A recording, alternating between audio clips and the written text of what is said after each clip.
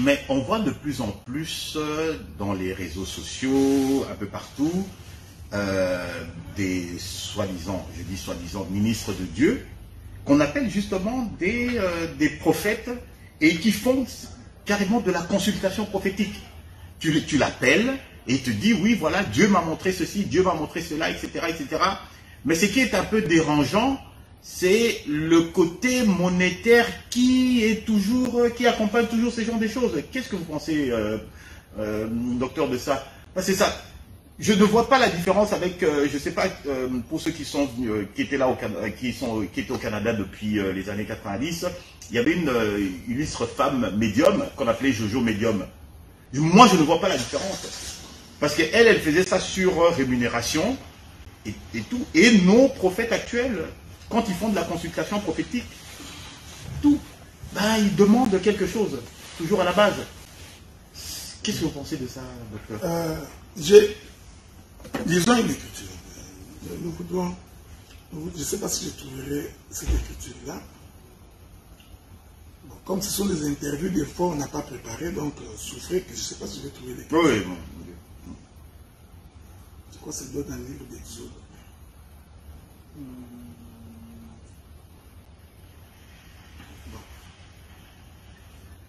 Dans le livre des Nombres. Voilà.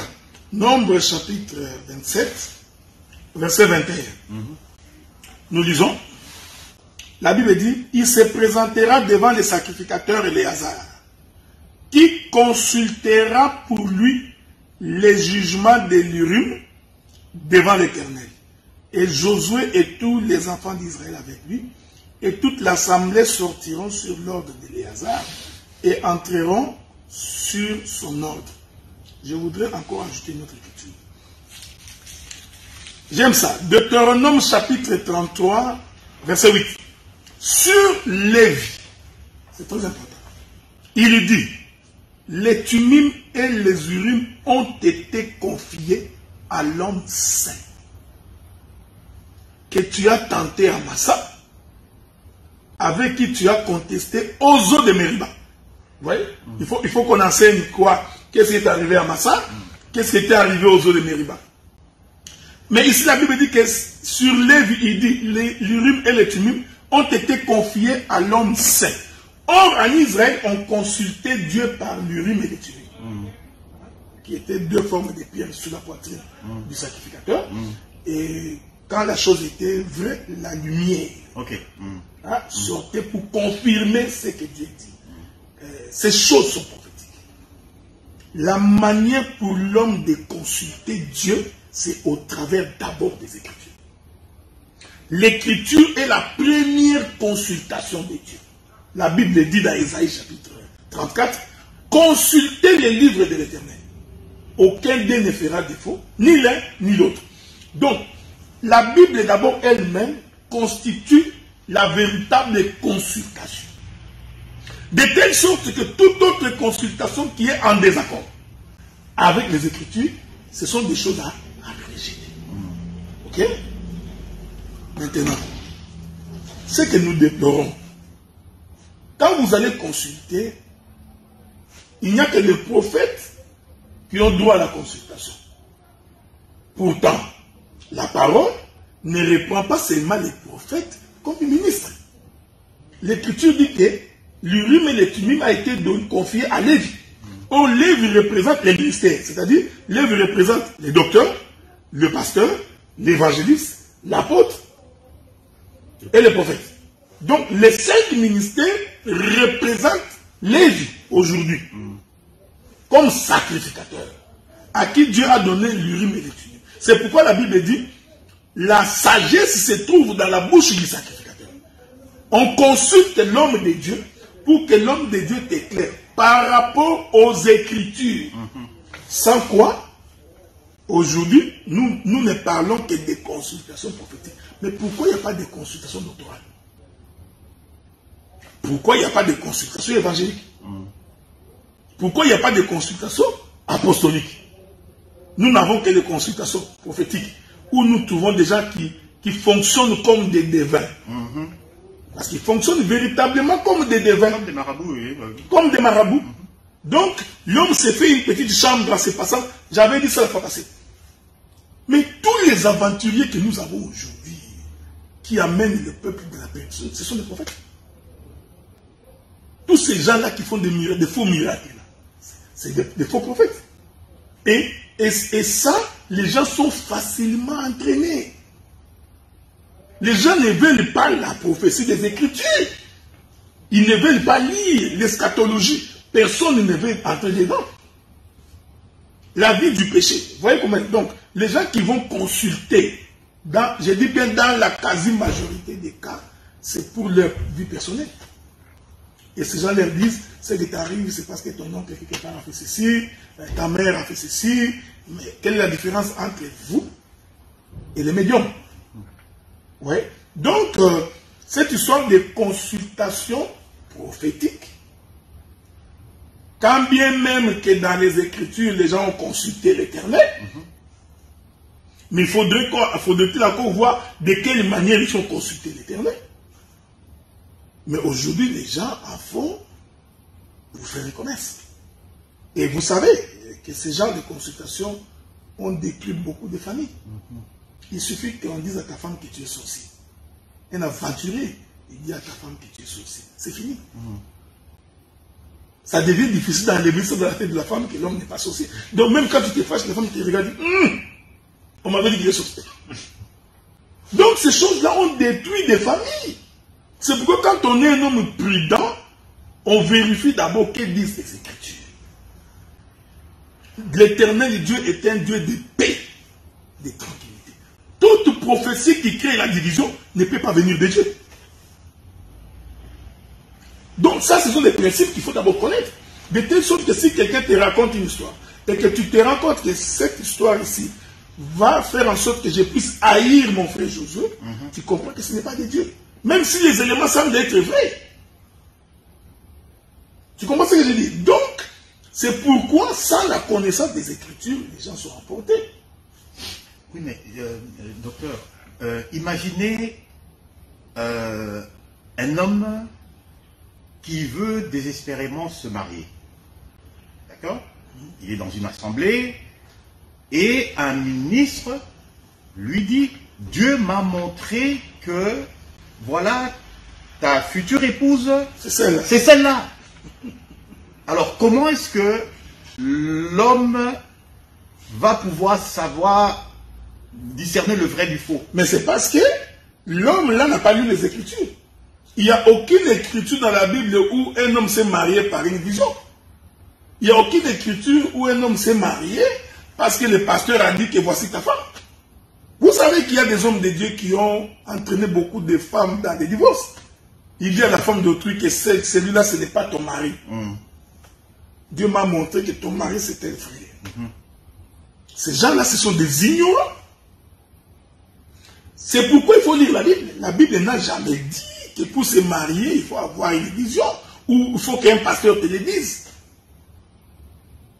Lisez tous les mariages de la Bible et vous verrez.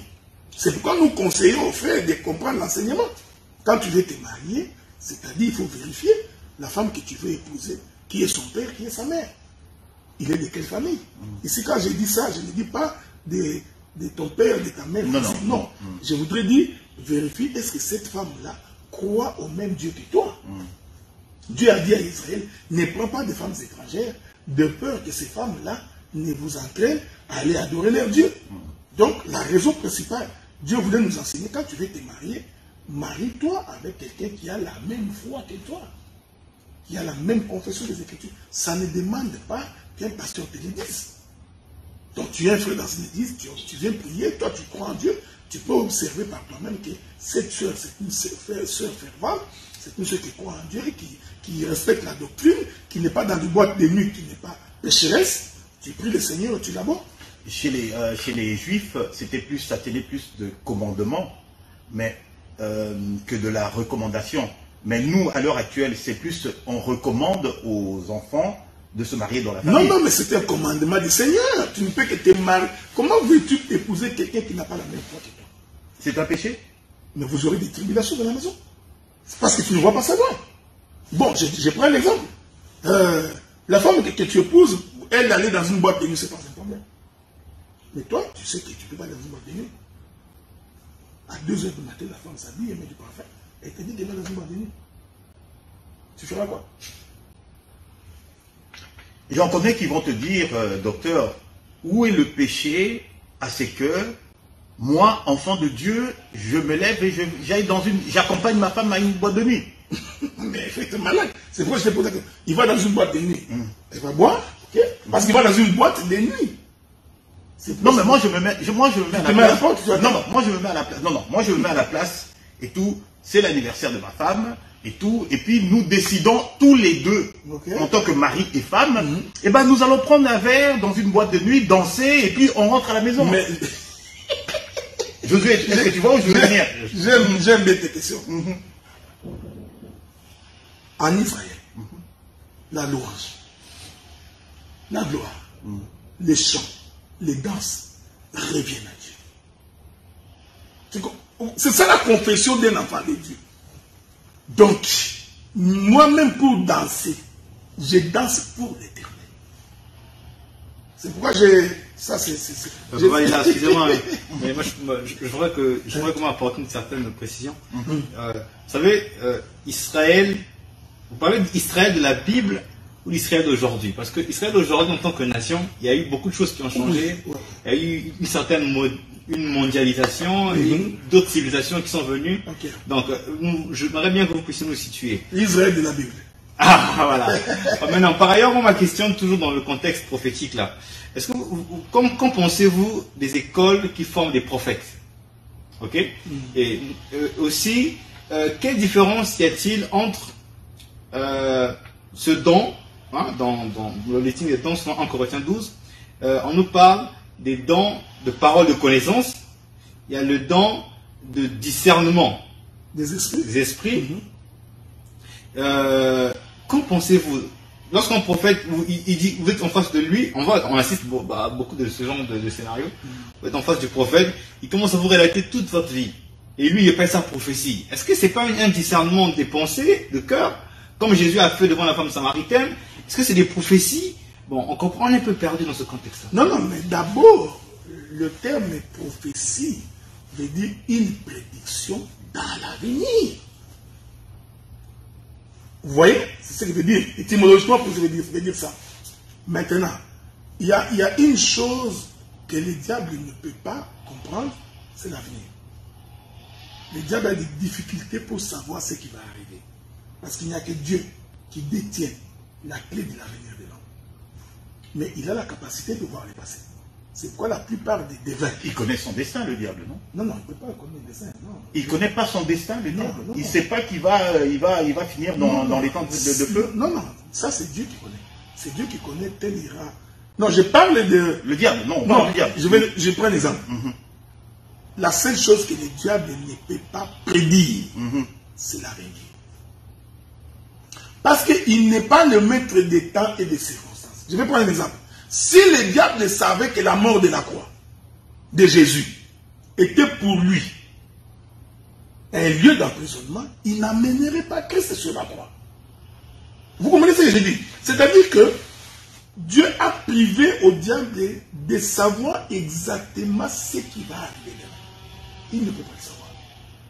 Parce qu'il n'y a que Dieu qui connaît la fin de la chose à son commencement. C'est ce que l'Écriture dit. Mais c'est écrit. Voilà, c'est ce que je voulais dire. C'est ce qui fait que le faux prophète aura la capacité de te dire ce qui s'est passé, parce que c'est déjà inscrit dans l'histoire, mais il aura des difficultés pour te dire ce qui va arriver. Et généralement, celui qui te dit ce qui va arriver, dans la majorité des cas, c'est Dieu qui peut le savoir. Mais là encore, parce que je voudrais respecter les Écritures, là encore, la Bible dit que quand bien même qu'un prophète te dira une chose, et que la chose arrive, ne le crois pas encore. Il faut aller voir vers quel Dieu il est en train de t'amener. C'est-à-dire que si la prophétie t'amène à vivre en désaccord avec les Écritures, comprenez que ce n'est pas Dieu qui avait parlé. C'est ce que ça veut dire.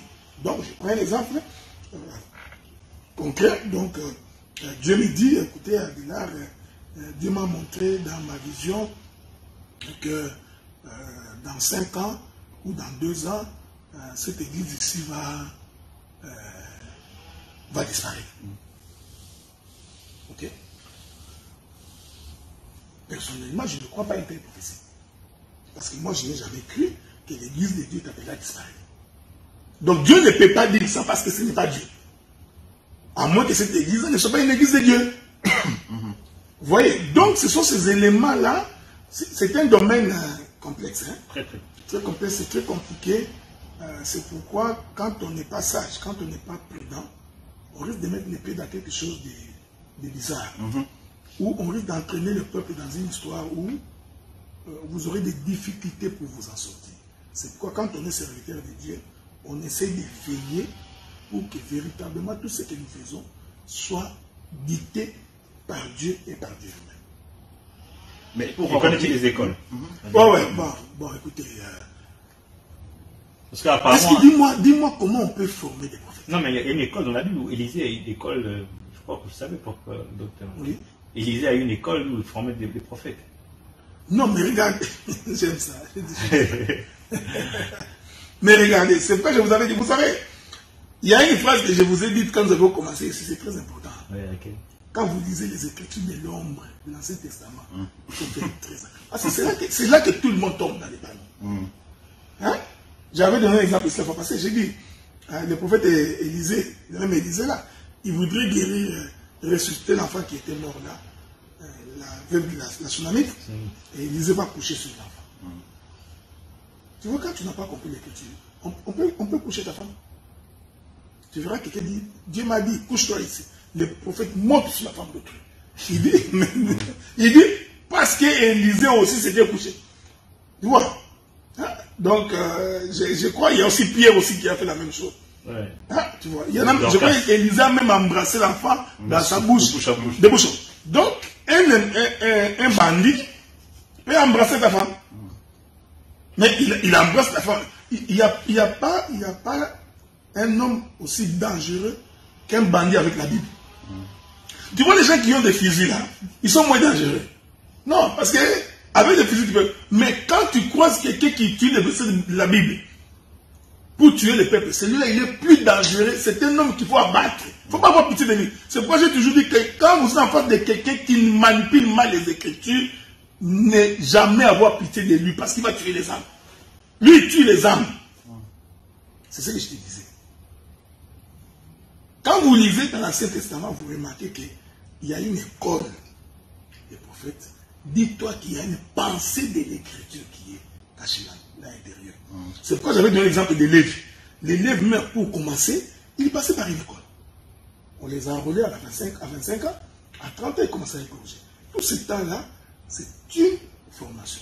Mais remarquez que l'école d'Élisée n'est pas une école du genre table de matière. On les apprend à parler en introduction. Il faut écrire. Donc, tu vois, ils sont entrés dans... Même Jésus a fait une école. Le fait qu'il a marché avec les disciples pendant 3 ans et demi, c'était toute une école. Mais cette école-là n'était pas une école formelle du genre table de matière, premier chapitre, deuxième chapitre, conclusion. Deuxième chapitre, la naissance de Jésus. Non. C'était au fur et à mesure que l'esprit exerçait, les autres apprenaient. Nous ne sommes pas contre cela. Parce que nous croyons que la bonne manière pour vous d'apprendre, c'est lorsque nous exerçons, lorsque nous prêchons, lorsque nous enseignons. Et que vous regardez, vous voyez, le Saint-Esprit également va vous convaincre et va vous enseigner. Donc il ne s'agit pas de faire véritablement une école où, bon, dis-moi un peu, c'est quoi ça une école de prophète? On vous apprend comment commencer à voir des visions? Comment? Parce que les prophètes, c'est par des visions et par des sons. Donc, est-ce qu'on va commencer à vous apprendre? Voici comment on voit des visions. Non. Pendant que j'ai donné l'exemple sur la manière dont on exerce le nom de prophétie, j'ai enseigné. J'ai dit que quand tu es prophète vrai, Dieu te parlera par des visions et par des songes. Est-ce que Dieu, quand Dieu te parle par voix audible, est-ce que cela veut dire que nécessairement tu es prophète? Point d'interrogation. Est-ce que si tu as la parole de connaissance, cela fait de toi un prophète? Point d'interrogation. Si tu as les dons des miracles, est-ce que cela fait de toi un prophète, une prophétesse? Point d'interrogation. Donc, généralement, quand Dieu veut parler à un prophète, vision et songe. À ce moment-là, les visions et les songes doivent être interprétées. Bon, maintenant, dans une école de prophètes, c'est pourquoi je dis cette école, il faut vérifier. Quelle est la pensée de Dieu? Dans une école de prophètes aujourd'hui, vous faites quoi? On vous apprend quoi? Vous allez vous rendre compte qu'en réalité, ce sont des commerçants. Et comme les gens, dès qu'ils entendent prophète, ils trouvent que c'est mystérieux. Je vais vous raconter une histoire. Il y avait un homme qui avait prédit ma mort. Les jours où je me suis opposé à lui, il a fait une déclaration. Ça y est, sur YouTube. Il a dit là, en tant que prophète de Dieu, dès que tu attends quelqu'un dire, en tant que prophète de Dieu, comprenez qu'il est dans les faux. Dès que tu entends quelqu'un. Parce qu'un prophète n'a pas besoin de dire qu'en tant que prophète de Dieu. Quand Élie l'a dit à Dieu. Il dit Dieu, pour que ce peuple sache que je suis ton serviteur. Il ne parlait pas à ces gens. Il parlait à Dieu. Mais dès que vous remarquez quelqu'un qui dit, je le déclare, en tant que prophète de Dieu, comprenez automatiquement que cet homme est charnel. C'est-à-dire, il veut se faire passer pour quelqu'un d'important. Vous voyez? Donc, parce que je le déclare en tant que... Non, non, non. Fais une déclaration. Parce que si tu l'es, tu n'as pas besoin de dire en tant que... Dès que tu déclareras, puisque tu es serviteur de Dieu, ça s'accomplira. Mais dès que tu entends que je le déclare, je le dis, moi, en tant que docteur, un aventurier tout fait. Je vous dis, on peut tromper tout le monde, on peut savoir que cet homme ici, il fait la promotion de sa personne. Tu vois? Il fait la promotion de sa personne. On le salue. Bonjour bien-aimé. Oui, c'est le frère Adela. Non, c'est le docteur Adela. Un aventurier. Il est charnel. Il veut se vendre. Ce sont des choses aussi simples qui peuvent permettre à l'église de distinguer que ça c'est un faux. Généralement, ils sont comme ça. Donc ces gens-là, je le dis, je le déclare. Oh non, moi, prophète de Dieu, ce soir. Non, ça c'est de l'intimidation. Parce que si tu l'es, tu n'as pas besoin de le déclarer. Et si c'est Dieu qui t'a mis à cœur de déclarer, et puis j'ai dit, ce n'est pas tout ce qu'un homme de Dieu dit qui va s'accomplir. Non, il est écrit dans la Bible, tout ce que vous lirez sur la terre sera lié dans les cieux. Tout ce que vous lirez dans les cieux sera... C'est faux. Ça c'est mal comprendre l'écriture. Tout n'est pas tout. Est-ce que vous comprenez ce que je dis? Tout n'est pas tout. Parce que si tout est tout, alors je peux dire, Josué en sortant ici que la voiture t'écrase. Tu penses que ça va être lui aussi qui va être écrasé? Alors un type comme ça, parce que je l'ai contesté, il s'est permis de dire, cette année ne finira pas, tu mourras. Ça fait 15 ans que j'ai vu. Tu vois ça? Il m'a promis la mort. Il dit, cette année ne finira pas. Puisque tu as contesté les prophètes de Dieu, cette année ne finira pas. J'ai vu jusqu'aujourd'hui. Ça fait 15 ans passés. Vous n'avez même pas eu un peu d'anxiété Non, non, pas du tout. Je savais que c'est une aventure, je ne mourrais pas comme ça. D'ailleurs, avant de mourir, je saurais que je vais mourir. Donc, vous voyez, c'est ce que nous vivons, c'est ce que nous déplorons aujourd'hui. C'est-à-dire que l'homme veut se faire mystique. Hein? Il comme un pharisien, ça c'est du pharisanisme. C'est ce que cet homme avait dit. Il dit, d'éternel Dieu, moi je ne suis pas comme ces publicains. Moi, je jeûne 3 jours. Je donne ma dîme. Non! Un homme de Dieu ne parle pas comme ça. Donc vous comprenez un peu. Donc, on ne peut pas parler des écoles des prophètes. Le ministère s'apprend au fur et à mesure qu'on enseigne. S'il y a l'enseignement dans l'église, les ministères vont se manifester. Quand l'église n'a pas d'enseignement, vous ne verrez pas les ministres. Vous aurez des répétiteurs. Mais les ministres qui sont capables de prendre l'écriture, d'interpréter l'écriture, si la chair n'a pas d'enseignement, pas de ministre. Et pour en revenir justement à la question que j'ai... C'était une question subsidiaire, hein, parce qu'on parlait en fait justement des consultations prophétiques, qui m'a emmené justement à poser la question. Oui, c'est l'anniversaire de mon épouse et tout ça, nous allons fêter ça, danser dans une boîte, etc. Puis bon, tu as commencé à donner des éléments, des réponses en disant que bon, je danse pour le Seigneur, mais en quoi est-ce que cet acte-là de sortir, bon bah, on va laisser la danse, on va prendre un petit verre. On va prendre du jus. Ouais, on va prendre un verre. On va prendre un verre. Non, mais il faut préciser, non pas un verre, parce que tu... Non, moi c'est sur cette pensée. Non, mais regarde. Nous sortons, nous allons Regarde. en boîte Oui. de nuit. Je suis Non, avec non. mon épouse. Je ne cours pas après les femmes d'autrui. En quoi est-ce que j'ai péché contre le Tout-Puissant? Je te pose la question. Tu trouves que la boîte de nuit est un lieu bienséant? Non, en tant qu'enfant de Dieu, non, effectivement. Donc ça ne sert à rien. Pourquoi tu ne vas pas dans une terrasse? Va dans une terrasse en plein air, assis-toi, bois ton jus, commande à manger. Pourquoi tu voudrais aller dans une boîte de nuit? Ici, je n'entre pas dans les... Parce que vous savez que les boîtes de nuit sont remplies de mauvais esprits. Ça, c'est connu, il y a des gens qui rêvent. Les gens pensent que quand les gens dansent, il faut des fois... Bon, des fois, les gens n'aiment pas suivre ça, mais il faut des fois suivre certains témoignages. Quand les gens dansent dans un concert ou dans une boîte de nuit, il y a des gens qui sont sous l'empire de l'envoûtement. De la même manière, quand nous prêchons l'évangile, que nous prions, quelqu'un peut être saisi par le Saint-Esprit et il se sent comme il est apporté. Mais c'est pareil avec les diables. Les gens qui sont dans des milieux maléfiques vont être saisis par le mauvais esprit et être envoûtés. Tu vas être étonné, une femme mariée, mère des enfants, qu'on respecte. Tu te poses la question, pourquoi cette femme danse comme ça? Même elle-même, quand elle vient regarder la manière dont elle a dansé, elle a honte, elle se dit, ah, c'est moi qui ai dansé comme ça. J'ai vu, il y a beaucoup de vidéos dans les réseaux sociaux, tu vois un papa respectable. Oh, même un pasteur, on avait, même, c'était un pasteur. Un pasteur. Il danse, tu te poses la question, mais ça, c'est quel genre d'homme? Donc je crois que, en tant qu'enfant de Dieu, tu peux sortir avec ta femme. Vous pouvez aller prendre un verre, comme tu aimes bien le dire, aller au resto, c'est pas mauvais. Mais il faut quand même choisir des endroits. Ne pas aller dans des endroits malsains. Ne pas aller dans des endroits où, dans une boîte de nuit, vous allez là-bas, quelqu'un va boire, il est ivre, il va venir toucher ta femme, tu vas t'énerver. Et ça finira par une bagarre. Tu vois? Donc il faut... Et aussi, si la femme prend plaisir, parce que toi, tu ne sais pas, toi, tu l'as amené, le jour où tu seras comme ça, il va rentrer dans la boîte de nuit. Tu vois? Donc... mais moi, j'ai toujours pensé que, ça c'est moi, je ne peux danser que pour Dieu. Moi, même danser pour faire plaisir à ma femme, ça je ne le ferai pas. Je ne fais pas. Donc moi, ça c'est moi. Donc je danse et mon épouse sait que nous dansons pour Dieu. Dans le même ordre d'idée,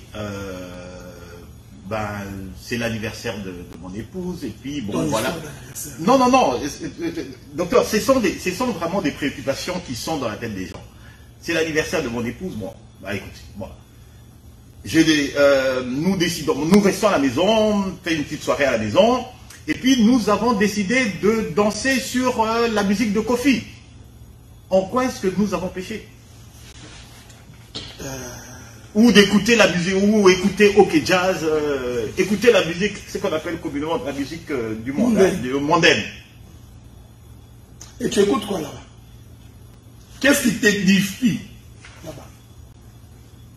Parce que la Bible dit que tout ce qui n'est pas l'objet de conviction est un péché. Non, pas de conviction. Tout ce qui t'édifie, tout n'est pas utile, mais tout n'édifie pas. Donc, tout est permis, mais tout n'est pas utile. Tout est permis, mais tout n'est pas utile. C'est ça, c'est ce que j'ai dit. Ma question est celle-ci. Qu'est-ce qu'il y a d'édifiant dans cette musique?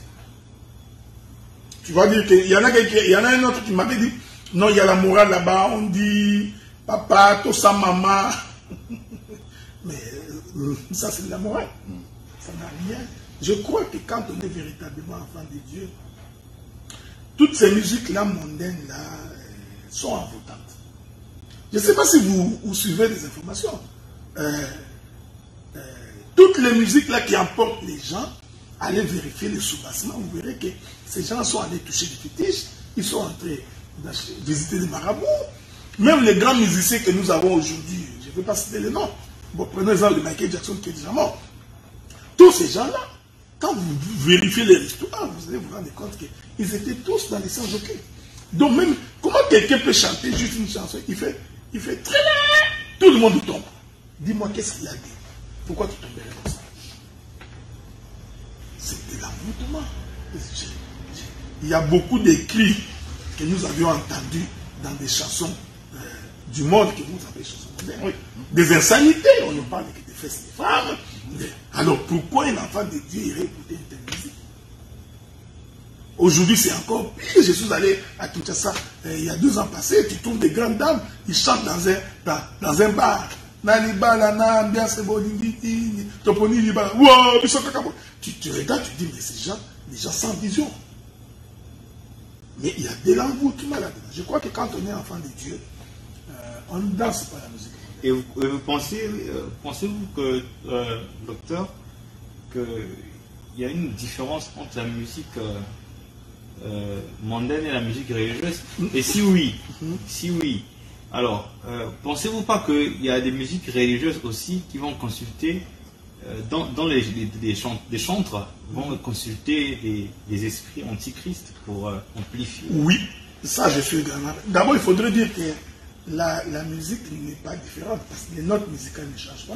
Do, ré, mi, fa, sol, la, si, do, c'est que vous soyez chrétien ou... Le problème, c'est les contenus. C'est là où nous avons le problème. Le problème, c'est les contenus. Dans les chansons chrétiennes ou les chansons de Dieu, nous nous intéressons à la thématique. Qu'est-ce qui est dit? Et nous avons toujours confessé que les chants sont en l'honneur de l'Éternel. Ça, c'est la doctrine que nous avons dans les Écritures. Les chants ne peuvent pas être en l'honneur d'un homme. Hein? Tu vois les gens qui chantent « Papa m'a dit sous Théa, Théa, Théa, Théa ». Cette chanson-là est à l'honneur d'un homme. Mais docteur, il y a David lorsque Saül était tourmenté par un esprit impur, et David qui chantait, et puis mais regardez, vous connaissez cette histoire. Oui, mais il chantait, il chantait pour calmer Saül, parce que Saül, mais il chantait pour un homme. Expliquez-nous un peu. J'aime ça. Il va nous dire encore. Non, mais regardez, n'avez-vous pas remarqué que Saül était possédé par le mauvais esprit? Ok. L'Écriture dit que c'est à mon nom que vous chasserez les démons. Et les démons s'en iront. Donc nous comprenons que les chants de David, c'était une prédication. Parce que l'Écriture dit que la harpe et les trompettes annoncent un message. Donc ce que David faisait là, il ne chantait pas pour Saül. En réalité, c'était toute une prophétie pour dire que... Parce que les démons ne peuvent pas quitter par les gens. Jamais. Ah, mais docteur, vous savez qu'il y a aussi des exorcistes qui chassent. C'est toute une science, l'exorcisme. Mais je sais, mais l'exorcisme était chassé. C'est tous des aventuriers. Ils sont eux-mêmes possédés. Il faut semblant de délivrer quelqu'un. C'est comme, vous comprenez ce que je dis? Donc cela veut dire que le chant, les fonds, c'est ce qui nous intéresse. C'est pourquoi vous voyez dans les assemblées des saints, aujourd'hui il y a un dérapage, il faut le dire. Nous croyons que le système Atalakou n'honore pas Dieu. Qu'est-ce que c'est? Le système Atalakou, c'est ce genre de cris d'animation. Ces modèles-là, de ces cris d'animation-là, nous considérons que ce n'est pas de Dieu. Et puis, dès qu'on met les cris d'animation, vous regardez la manière dont les gens dansent, à la limite de l'obscénité. Oui, donnez un exemple de cri d'animation, un peu pour se situer dans ton... Josué. Ah, ok.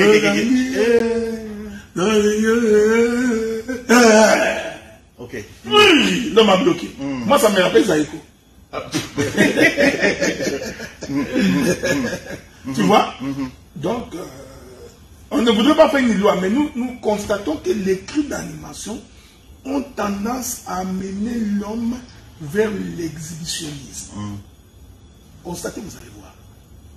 Les gens ont tendance, dès qu'ils entrent dans ce qu'eux-mêmes appellent Seben, tu vois cette partie-là qu'ils appellent Seben, tu ne verras jamais, je ne sais pas si c'est un Seben, une Seben, tu ne verras jamais une Seben slow. Seben, c'est toujours, nous allons bouger. Les encours.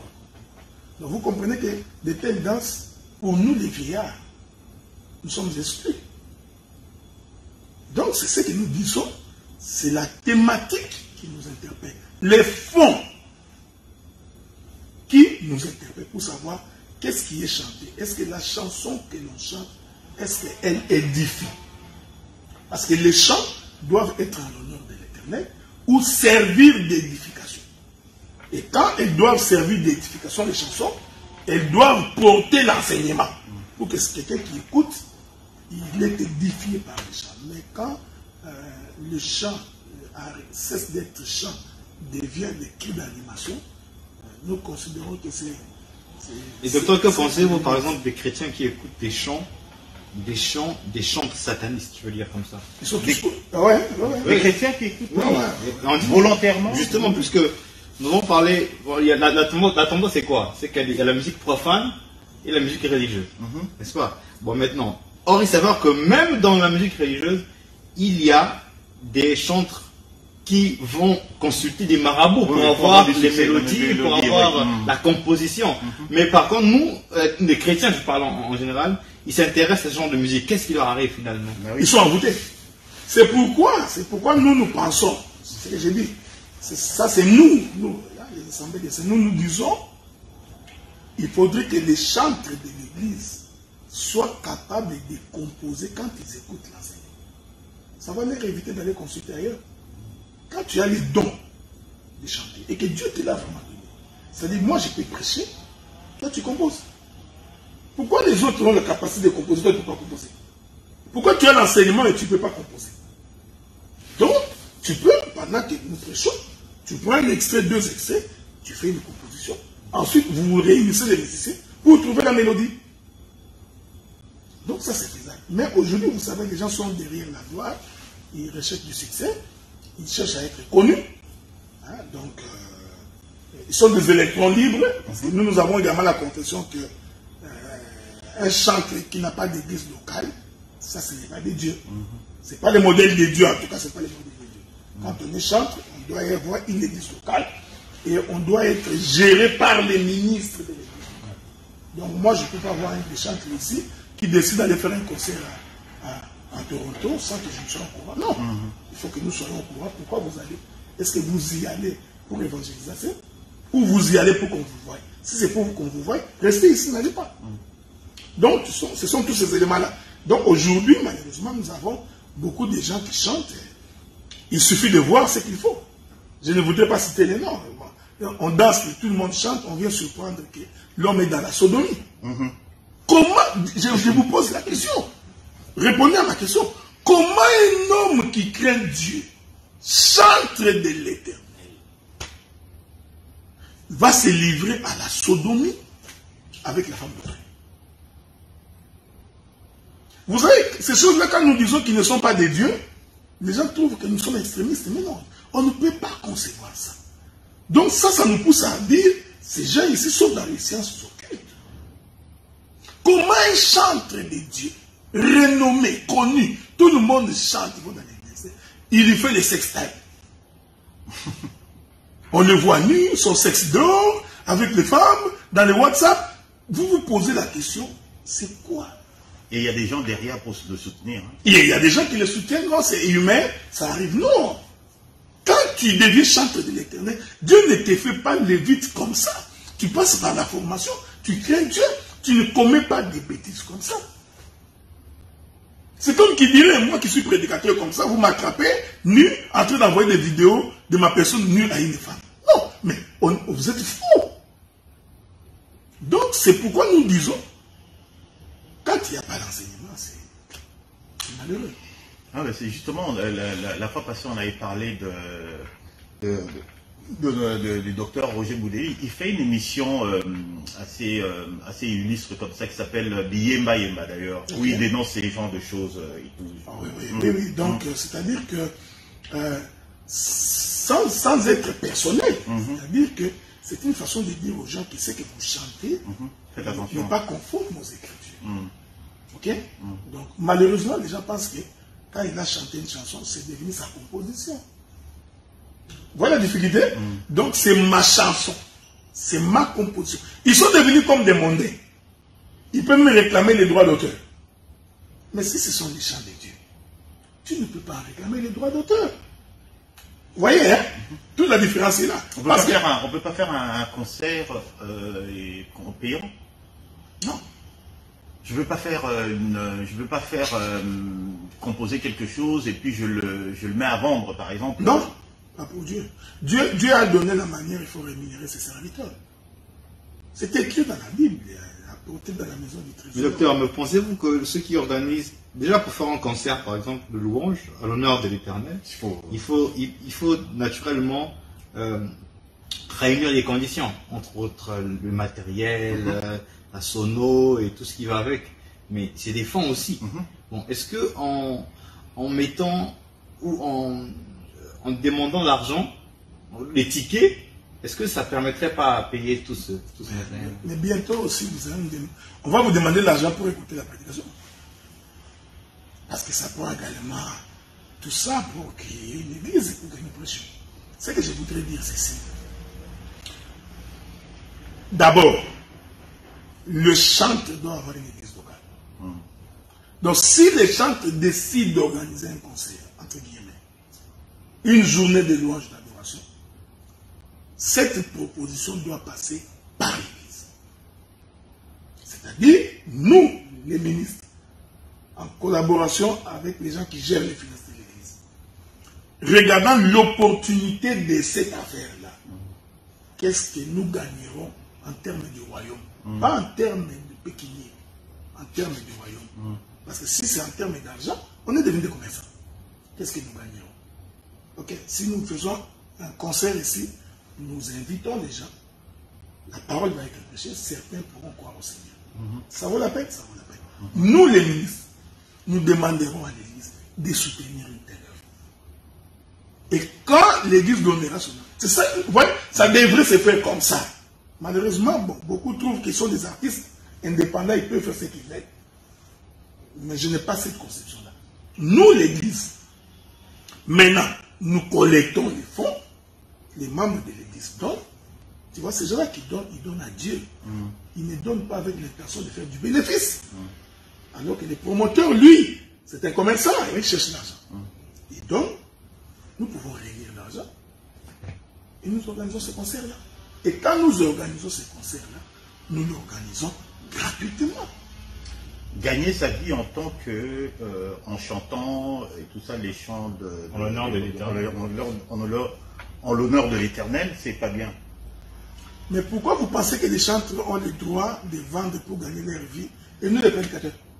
Donc nous pouvons également vendre nos prédications parce que c'est aussi ce que nous faisons pour que nous gagnions aussi l'argent. Pourquoi? Vous voyez? Il y en a qui le font. Ah ouais, mais ce sont des voleurs tout ce monde. Vous voyez? Regardez, le problème c'est que où Dieu t'a appelé, ou il ne t'a pas appelé. Quand c'est Dieu qui t'a appelé, Dieu est capable de tout. Et puis, tu ne chantes pas 24 sur 24, 7 jours sur 7. Donc, Dieu peut faire en sorte que tu n'as pas la composition d'inspiration tous les jours. Ça prend un temps à être inspiré, ça prend un temps pour écrire, ça peut te prendre 6 mois, 7 mois, même une année. Mais pendant ce temps-là, tu fais quoi? Tu attends, mais va travailler. Okay. Tu comprends? Donc, l'église peut organiser un concert gratuit et nous mettons les paniers. Nous demandons au peuple, voilà, comme d'habitude, apportez votre offrande, vos dons, vos collectes, tout ce que vous avez apporté. Notre responsabilité dans l'église aujourd'hui, c'est parce que généralement, nous, les ministres, nous avons droit à un salaire de fois, nous n'aidons pas. Nous n'aidons pas les musiciens. Logiquement, ça ne devrait pas être comme ça. C'est-à-dire que quand nous avons l'argent, on devait se partager aussi avec les chanteurs. C'est pas ce qui se passe. C'est pas ce qui se passe. Non. Voilà. En tout cas, merci beaucoup, docteur. Nous arriverons justement au terme de l'émission, à moins que... Ah oui, il y a les questions, il y a les auditeurs. Mais il nous reste 10 minutes. Hein? Ah, voilà. On va courir. Voilà. Donc, il y a un auditeur qui m'a balancé une question. Il dit, certains disent que l'enlèvement aura lieu à la dernière trompette d'Apocalypse, car Paul dit au son de la dernière trompette. Et donc, les chrétiens devront passer par la grande tribulation. Qu'en pensez-vous? Je pense qu'il y a 2 écoles de pensée là, même dans la maison. Hein. Allons voir ça. C'est 1 Thessaloniciens chapitre 4. Allons lire ça. Vous savez, moi j'ai toujours dit que si tu as des difficultés pour comprendre certaines écritures, il faut consulter les autres. Allons voir ça. 1 Thessaloniciens chapitre 4. Je voudrais trouver les versets. Hein? On n'a pas fait les versets 16 ou 17. 16 ou 17. Bon, allons voir ça. Ok. La Bible dit ceci. J'ai toujours été étonné. Pourquoi les gens disent que c'est au son de la dernière trompette? Moi également. Ça n'a jamais été. Ça n'a jamais. Vous voyez les gens, quand tu lis mal l'écriture, tu dis n'importe quoi. Parce qu'il a lu Apocalypse, qu'on parle de la dernière trompette. Alors il se trompe, nous allons lire l'écriture pour que les choses soient aussi claires. Ok? À 1 Thessaloniciens chapitre 4, je vais donc lire les versets 15 et verset 16. Il est écrit, voici en effet ce que nous vous déclarons d'après la parole du Seigneur. Nous les vivants restés pour l'avènement du Seigneur. Nous ne dévancerons pas ceux qui sont morts. Car le Seigneur lui-même a un signal donné à la voix d'un archange et au son de la trompette de Dieu, descendant du ciel, et les morts en Christ ressusciteront premièrement. Ensuite, nous les vivants qui serons restés, nous serons tous enlevés avec eux sur les nuées à la rencontre du Seigneur dans les airs, et nous serons toujours avec le Seigneur. Consolez-vous donc avec ces paroles. L'écriture n'a jamais dit que... Excusez-moi, docteur. Je crois que la bonne écriture qui correspond à cette dernière trompette, c'est 1 Corinthiens chapitre 15, verset 52. 1 Corinthiens 15. Verset 52. 1 Corinthiens chapitre 15, verset 52. Bon, nous allons lire ça. 1 Corinthiens chapitre 15, verset 52, il est écrit: en un instant, en un clin d'œil, à la dernière trompette, la trompette sonnera et les morts ressusciteront incorruptibles et nous serons changés. Bon, quand vous lisez cette écriture-là, pour comprendre ça, Paul est en train de parler de l'enlèvement. Et il dit, c'est la dernière trompette. Or, pour qu'il y ait enlèvement, il faut qu'il y ait un temps de la grâce. Ok? Oui. Et ce temps de la grâce-là, les trompettes sont en train d'être sonnées. Pendant que nous prêchons ici, nous sonnons la trompette. Je ne sais pas si vous comprenez ce que j'ai dit. Donc, rassemblement et puis départ. Cette écriture n'a rien à voir avec Apocalypse. Je vais essayer de donner une petite image de la chose. Vous savez, quand les enfants de Jacob sont allés voir Joseph en Égypte, Benjamin était resté. Ok? Joseph va dire, allez-y chercher Benjamin et venez avec Benjamin. Quand Benjamin entre là où était assis Joseph, Joseph va ordonner qu'on puisse classer ses frères. Il les a classés en ordre décroissant, en commençant par le plus grand jusqu'au plus petit. Même les frères de Joseph étaient étonnés de la manière dont ils ont été classés. Mais ce n'est pas pour rien. Parce que Benjamin était la dernière trompette. C'était la dernière personne qui devait entrer dans la ligne d'État. Donc en fait, chaque présence d'un enfant de Dieu qui rentre au temps de la grâce, qui croit au Seigneur, c'est une trompette qui est sonnée. Parce que sans la trompette, tu ne viens pas. Mes brebis connaissent ma voix. Dès qu'ils l'auront entendu, ils viendront. La voix là, c'est une trompette. Mais toutes les brebis n'arrivent pas au même moment. Parce que si vous posez la question à quelqu'un ici, quand on dit la dernière trompette, il y en a eu combien avant? Combien de trompettes il y en a avant? Donc cette écriture n'a rien à voir avec les trompettes de l'Apocalypse. Avec les trompettes d'Apocalypse. Parce que, selon les Écritures, Dieu n'a pas frappé Sodome et Gomorrhe tant que Lot était à Sodome et Gomorrhe. Donc il a fallu que Lot sorte.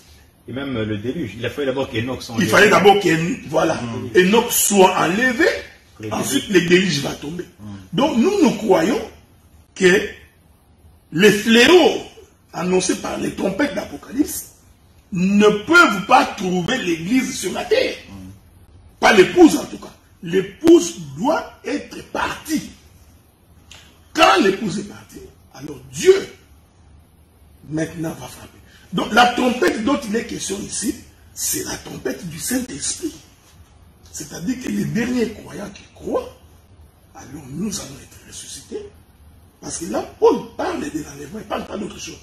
Mais après l'enlèvement, la vie va continuer parce que l'Antéchrist doit apparaître. Les fléaux doivent tomber sur la terre. Mais pendant ce temps, l'église est enlevée. Donc moi j'ai la confession que l'église va d'abord être enlevée ensuite les fléaux seront frappés sur la terre. Donc, Jésus a dit dans Matthieu, vous entendez les bruits de guerre, ici famine, ici problème, ce n'est pas encore la fin de toute chose. La fin interviendra. Quand nous serons partis, là, le moment de la fin va commencer. Mais qu'il y ait des coronavirus sur la terre, et quelqu'un qui dit que non, ce sont les fléaux qui viennent tenter de frapper la terre au travers des tempêtes, nous croyons que c'est mal comprendre les Écritures là-dessus. Et même une partie des gens de l'évangile éternel qui pensent que nous, les enfants de Dieu, nous allons connaître une partie de la tribulation et tout, ils se trompent. Nous sommes divisés là-dessus. Okay? Nous sommes divisés là-dessus. Mais moi, j'ai toujours pensé que l'épouse ne peut pas connaître la tribulation. L'épouse, elle ne peut pas connaître la tribulation. Parce que l'épouse régnait, il doit partir. Jésus a dit, je m'en vais vous préparer une place. Je viendrai vous chercher pour que là où je suis, que vous y soyez aussi. Donc, selon la compréhension de l'Écriture, l'épouse ne peut pas connaître la tribulation. Maintenant, nous divergeons, parce qu'il y en a certains qui considèrent que l'Église, c'est l'épouse. Il y en a d'autres qui disent que l'épouse n'est pas forcément l'Église. Ah, ok. Vous voyez? Donc, il y a... Là encore, il faudrait faire une petite différence, parce que les églises locales que nous avons aujourd'hui, là, l'épouse est dans cette église locale. Donc, ouais. Donc, parce que dans l'église, il y a... C'est comme dans la parabole du blé et de l'ivraie. Okay. Les deux poussent ensemble. Voilà.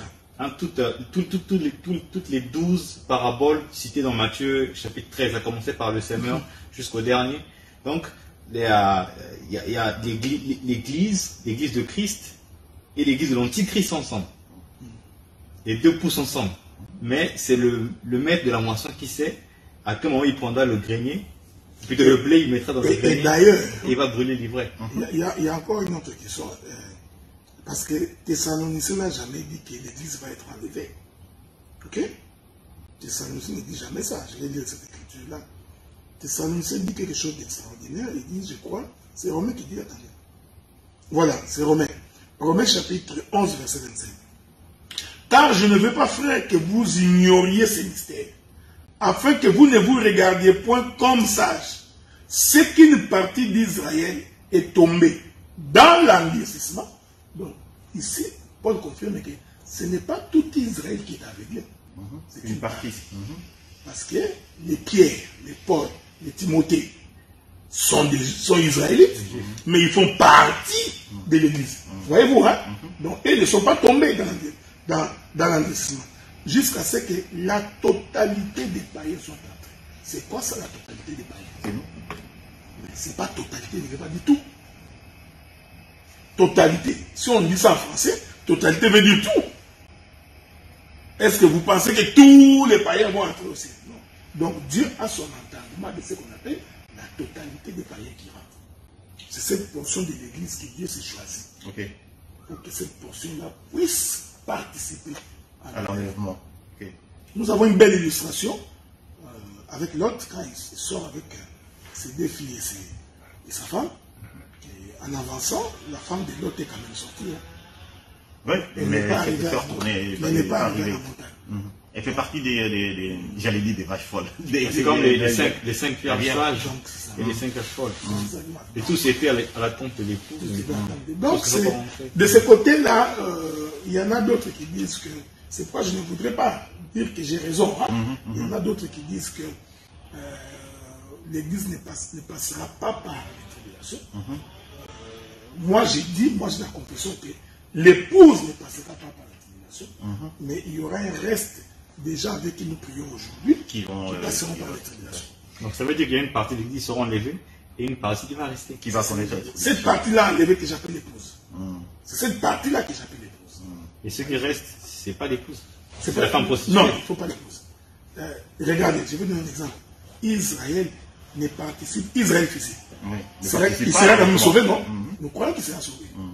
Mais il n'est pas avec lui comme épouse. Non, Comme monsieur, non, il y a une partie des juifs aussi qui il y a une partie, cette partie-là fait partie de l'épouse. Oui.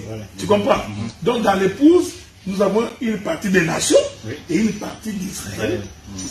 Mais C'est Israël. parce que nous avons été greffés en fait. Exactement. Nous sommes, il y a le vieux franc et le vieux sauvage. sauvage. Ouais. Donc cette portion-là d'Israël qui est restée là n'est pas considérée comme une épouse. Ok. Mais cependant, cette partie aussi va être sauvée.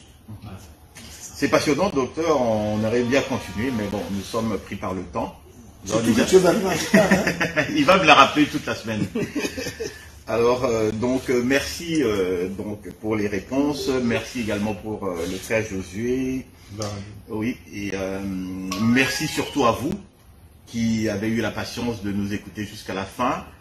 Soyez assurés que nous allons examiner vos questions, les questions qui sont entrées par le net. Continuez à envoyer vos questions et nous allons pouvoir y répondre aux prochaines émissions. Alors, nous allons, comme je vous ai annoncé au début, nous allons prendre un temps pour pouvoir parler de la famille prochainement. Donc, je vais voir avec le docteur, avec le frère Josué, comment nous allons organiser cela.